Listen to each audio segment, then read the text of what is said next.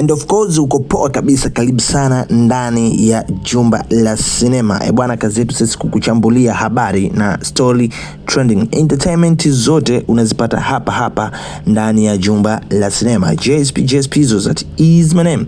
Kwa muda mrefu sana atakuwa hewani. Sasa this time around nimerudi kwa speed kubwa ama kwa kasi kubwa. So stay tuned kwa sababu mambo tutakuandalia ni mengi na yapo kibao ambayo utakuwa unaendelea kuyapata kupitia hapa kwenye jumba la sinema. Leo ikiwa tarehe 25 2025 mwaka 2025, siku poa kabisa, Christmas Day, siku ya Yesu ambapo amezaliwa. So karibu sana wewe mpenzi mtazamaji kupitia jumba la sinema. Leo niko live kabisa kwa ajili ya kukupa infotainment na story trending katika mtandao wa kijamii, especially Instagram na Twitter kule ambapo sasa hivi inafahamika kama X. Bana, nafikiri utakuwa unafahamu tajiri ambaye kwa muda mrefu sana alikuwa ameshikilia kwenye chati yake. Yani hapa namzungumzia Elon Musk.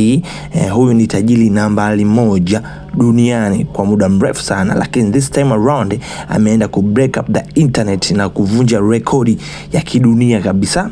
Ni tajiri wa kwanza ambaye hajawahi ama ambaye hamewahi kuwa na fedha nyingi sana, lakini tunafahamu ni anaongoza kwa mabilioni ya fedha ya dola za Kimarekani, lakini this time around ameenda kuvunja ile rekodi kwamba anafahamika kwamba ni mtu ambaye mwenye trilioni nyingi, lakini this time around amevuka kwenye trilioni, yupo kwenye quadrillion.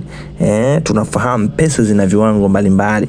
Sasa this time around Elon Musk amevunja rekodi kuwa na pesa nyingi ambazo haijawahi kutokea duniani, mtu yeyote kumiliki pesa nyingi kiasi iko ambacho yenye thamani ya dola za Kimarekani bilioni 600, ambayo ukipigia kibongo ishavuka kwenye trilioni hiyo. Tunazungumzia trilioni huko na kuendelea na michinchi yake kibao.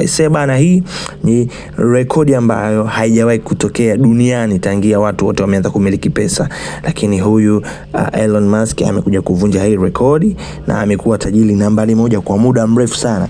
Tunafahamu huyu ni bosi wa mitandao mbalimbali ya kijamii ya Meta, lakini pia amezidi kuvunja rekodi kutokana na baadhi ya bidhaa zake ambazo ameendelea kutengeneza. So amevunja rekodi. Huyo ndo tajiri nambari 1 duniani kwa sasa hivi, na sidhani kama kuna mtu anaweza kumfikia, au sio bana? So tuseme congratulations kwa Elon Musk, azidi kufanya vizuri na azidi kuongezewa kupata kipato, au sio bana? Bwana, ulikuwa na mimi hapa JSP.